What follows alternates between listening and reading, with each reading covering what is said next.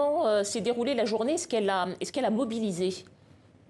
Eh bien, pas vraiment. La participation semblait moins élevée que lors de la présidentielle, particulièrement dans le sud-est du pays, qui s'était pourtant mobilisé derrière Peter Obi, le candidat du Labour Party, il y a 3 semaines.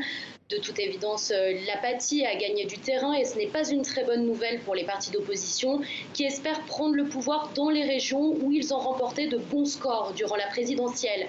À Lagos, j'ai rencontré des électeurs qui m'ont expliqué que certaines personnes ont eu l'impression que leur vote n'a pas été pris en compte, qu'il y a eu des irrégularités et qui ne sont donc pas ressorties aujourd'hui.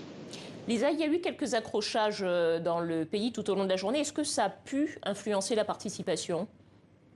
Oui, il y a eu beaucoup d'incidents, peut-être même plus que lors des élections générales.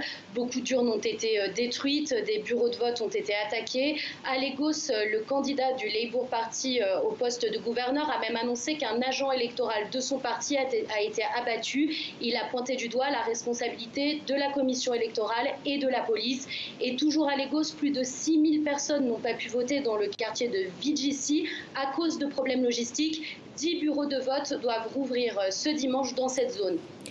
Lisa, le Nigeria est un État fédéral. En quoi ces élections locales sont importantes dans le système politique?